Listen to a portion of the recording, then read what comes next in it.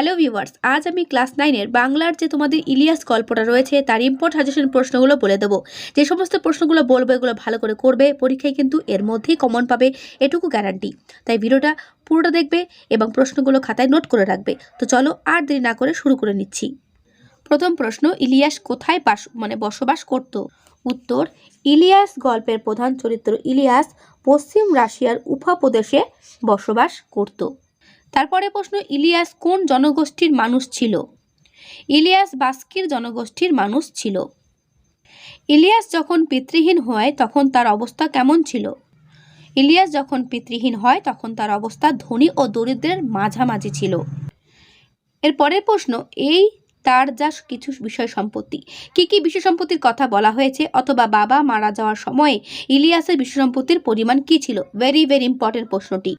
উত্তর, ইলিয়াস গল্প থেকে নেওয়া উদ্ধৃতাংশে তার বিষয় সম্পত্তি বলতে 7টা ঘটকি, 2টো গরু এবং 20টা ভেড়ার কথা বলা হয়েছে। ঠিক আছে, এগুলো ভালো করে মনে রাখবে। এরপরে প্রশ্ন, কত বছর পরিশ্রম করে ইলিয়াস প্রচুর সম্পত্তি বানিয়েছিল? উত্তর, দীর্ঘ 35 বছর পর পরিশ্রম করে। এরপরে প্রশ্ন, সকলেই তাকে ঈর্ষা করে, কাকে কেন সকলে ঈর্ষা করে অথবা প্রতিবেশীরা কেন ইলিয়াসকে ঈর্ষা করত? ঈর্ষা করা কথাটার মানে হচ্ছে তাকে হিংসা করত। উত্তর, ইলিয়াসের বিপুল সম্পত্তি ও সমৃদ্ধি ও প্রতিপত্তি দেখে প্রতিবেশীরা সকলেই তাকে ঈর্ষা করত, সম্পত্তি সমৃদ্ধির প্রতিপত্তি থাকার জন্য। তারপরে প্রশ্ন, ওর তো মরবারই দরকার নেই, কার কেন মরবার দরকার নেই বলা হয়েছে? দেখো, বিপুল সম্পত্তির মালিক ইলিয়াসের কোনো কিছুর অভাব ছিল না বলেই প্রতিবেশীরা বলেছিল যে তার মরবার দরকার নেই, অর্থাৎ সে সবকিছু তার আছে বলে সে অমর, এরকমটাই বলা হচ্ছে। এর পরের প্রশ্ন, ইলিয়াস অতিথিদের কি দিয়ে সেবা করত? দেখো, ইলিয়াস তার অতিথিদের কুমিজ, চা, শরবত, মাংস প্রভৃতি ভোজ্য পানীয় দিয়ে সেবা করত। ওকে। ইলিয়াসের বড় ছেলেটির কিভাবে মৃত্যু ঘটে? দেখো, ইলিয়াস তার পরিবার যখন সচ্ছল জীবন কাটাতে শুরু করলো তখন এক মারামারির ঘটনায় তার বড় ছেলেটির মৃত্যু ঘটে। তারপরে প্রশ্ন, ইলিয়াসের সম্পত্তিতে টান পড়ল কেন? দেখো, ছোট ছেলেকে ইলিয়াস একটি বাড়ি ও কিছু গরু ঘোড়া দিয়ে তাড়িয়ে দেওয়ায় তার সম্পত্তিতে কি হলো? টান পড়ল। তারপরে প্রশ্ন, কারা ইলিয়াসের সবচেয়ে ভালো ঘোড়াগুলি চুরি করেছিল? উত্তর, কিরবিজরা ইলিয়াসের সবচেয়ে ভালো ঘোড়াগুলো চুরি করে নিয়ে গেছিল, কিরবিজ। এরপরে প্রশ্ন, ইলিয়াসের স্ত্রীর নাম কি? উত্তর, ইলিয়াসের স্ত্রীর নাম শ্যামশেমাগী। তারপরে প্রশ্ন, বৃদ্ধ বয়সে ইলিয়াসের সম্বল বলতে কি রইল? উত্তর, ইলিয়াসের সম্বল ছিল লোমের তৈরি একটি কোট, টুপি, জুতো ও বুট সমেত একটা বোচকা আর স্ত্রী শ্যামশেমাগী। এরপরে প্রশ্ন, তার খুব দুঃখ হলো, কার কেন দুঃখ হলো? দেখো, আর্থিক সচ্ছলতার সময়ে ইলিয়াস অত্যন্ত অতিথি বৎসল ছিল। ইলিয়াসের দুঃখের দিনে সেই কথা স্মরণ করে মোহাম্মদ শাহর দুঃখ হলো। মোহাম্মদ শাহ। এরপরে প্রশ্ন, মোহাম্মদ শাহ ইলিয়াসকে কি কাজ দিল? মোহাম্মদ শাহ ইলিয়াসকে গ্রীষ্মকালে তরমুজের ক্ষেত দেখভাল করার জন্য এবং শীতকালে গরু ঘোড়াদের খাওয়ানোর কাজ দিয়েছিল। ওকে। আর তার সঙ্গে এটা মনে রাখবে, মোহাম্মদ শাহ ইলিয়াসের স্ত্রীকে বলেছিল ঘটকিতে দুধ দোয়ানো এবং কুমিজ তৈরি করার কাজ দিয়েছিল। ওকে, এখানে উত্তর হবে কুমিজ, যেটা দেখা যাচ্ছে না।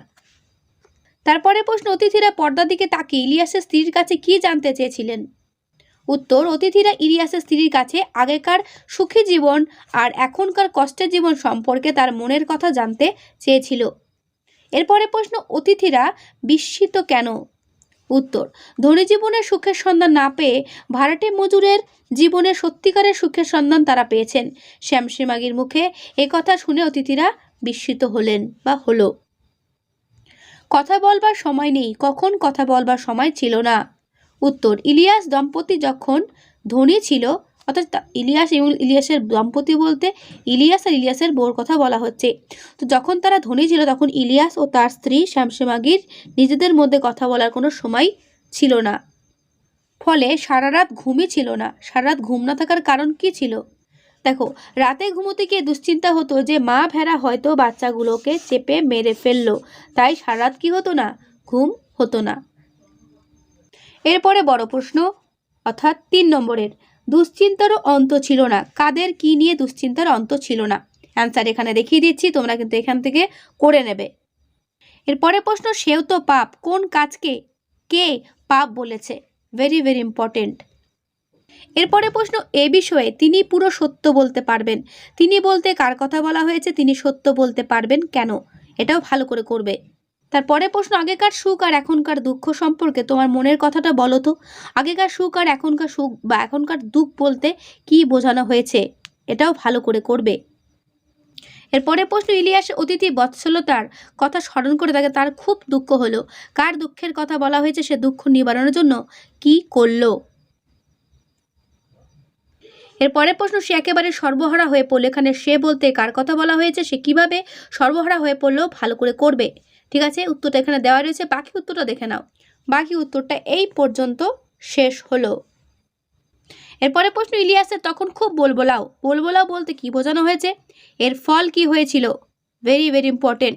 এর বাকি উত্তর তো এখানে পুরোপুরি দেওয়া নেই, উত্তরটা একবার দেখিয়ে দিচ্ছি। ওই প্রশ্নের উত্তর তোমরা এখান থেকেও লিখতে পারো। ঠিক আছে, এর বাকি উত্তরটা দেখে নাও। এর বাকি উত্তরটা এই পর্যন্ত শেষ হলো, এই পর্যন্ত। এরপরে প্রশ্ন, এই তার যা কিছু বিষয় সম্পত্তি, কার কোন বিষয় সম্পত্তির কথা বলা হয়েছে এবং কি কি সেটা ভালো করে করবে। বড় প্রশ্ন করবে, আসল অবস্থা বুঝে উঠবার আগে সে একেবারে সর্বহারা হয়ে পড়ল। সে বলতে কার কথা বোঝানো হয়েছে? সে কিভাবে সর্বহারা হলো, তারপর তার কি হলো। ঠিক আছে, এই প্রশ্নের উত্তরটা বড় প্রশ্নের জন্য গুরুত্বপূর্ণ। উত্তরটা দেখো, এখান থেকে শুরু হচ্ছে, বাকি উত্তরটা দেখে নাও। বাকি উত্তরটা তোমাদেরকে আমি দেখিয়ে দিচ্ছি। বাকি উত্তরটা তোমাদেরকে আস্তে আস্তে আমি পেজটা সরিয়ে তোমাদেরকে আমি পুরোটা দেখিয়ে দিচ্ছি। ঠিক আছে, তোমাদের যদি কোনো হেল্পার বই থাকে সেখান থেকে করবে, নতুবা আমার এই ভিডিওটা পজ করে অ্যান্সারটা লিখে নেবে। ঠিক আছে, এরপরে প্রশ্ন, ভাগ্য যেন চাকার মতো ঘোরে, কাকে উদ্দেশ্য করে বলা হয়েছে? বক্তার এমন বক্তব্যের কারণ কি? এর উত্তরটাও দেখে নাও। ভেরি ভেরি ইম্পর্টেন্ট প্রশ্ন দুটো। ঠিক আছে, বড় প্রশ্ন আমি বেশি দেব না, কিন্তু যে কটা বলবো সে কটা ভালো করে করো, এখান থেকেই কমন পাবে। ওকে, উত্তরটা দেখে নিলে এই পর্যন্ত উত্তরটা। আর সে কথা যে আমরা আপনাদের বললাম তা ফুর্তির জন্য নয়, আপনাদের কল্যাণের জন্য।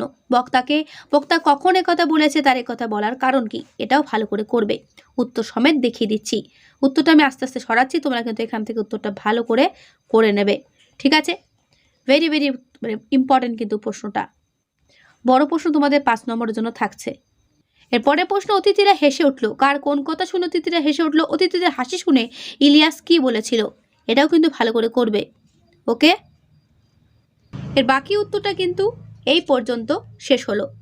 তো এই হলো তোমাদের ইলিয়াস থেকে ইম্পর্টেন্ট প্রশ্ন।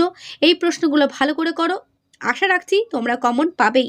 তো ভালো লাগলে অবশ্যই বন্ধুদেরকে শেয়ার করে দিও ভিডিওটা, আর একটা লাইক তো করোই।